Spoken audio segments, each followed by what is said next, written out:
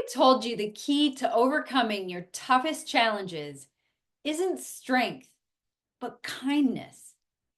In this video, I want to share a simple practice that may help you give yourself kindness when you need it the most, which is when we make mistakes, we let ourselves down, or we don't meet our expectations. My name's Heidi Blackie, and I help women create the confidence to change their lives. If you aren't used to giving yourself kindness, you're not alone, and it can feel forced or fake. The reason for this is because most of us have an inner critic that we've been training very well for our whole lives. So when we challenge that inner critic, which kind of creates a certain feeling in our nervous system, it can feel really difficult, uncomfortable, or unusual. So this practice is something that I have done, and I feel like it helps make it feel a little bit more authentic. And that's treating yourself as if you would a friend, or as if you were a friend. So imagine that you are an incredible swimmer. You love water. You love how it feels. You love going swimming and boating and doing all the things. And you have a friend who has never swam, kind of freaked out by water, and you want to teach your friend how to swim. You want your friend to really experience what you love so much about water. So when you teach your friend, you are patient and kind and encouraging.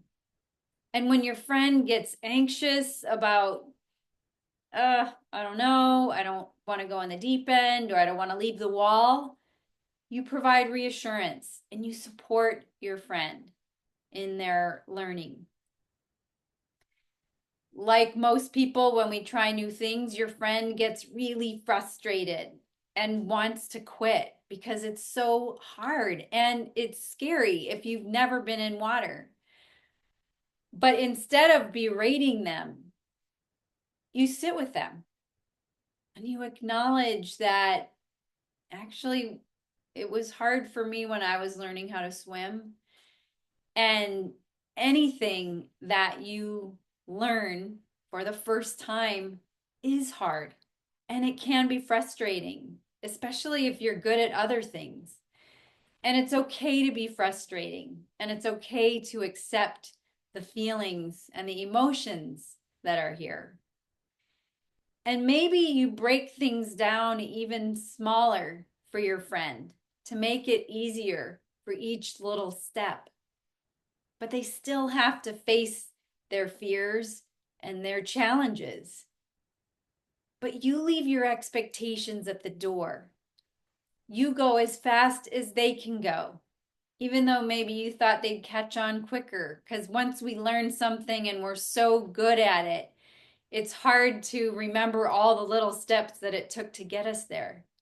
But you love your friend, and you don't berate or bully your friend. You support and give reassurance and validation and help them every step of the way. And you celebrate the tiniest of victories to keep them motivated and keep them still wanting to learn. Now, what if that friend was you? What if you could treat yourself with that kindness, with that support, that compassion, that patience when you're swimming in the rough seas of life? I think life is a lot like learning how to swim. And we get hammered by waves sometimes, waves of challenges, waves of relationships, waves of jobs, of health issues, of you name it. And showing ourselves support and acknowledging, pausing to acknowledge how hard it is sometimes and how being a human is hard. But it's also really, really special.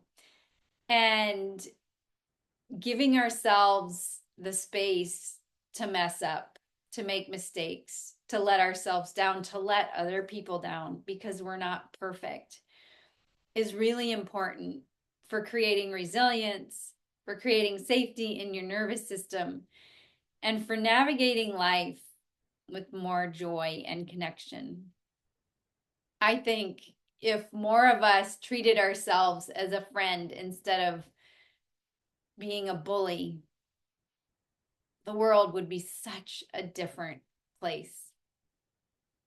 So remember your friend next time you're swimming through the seas of life.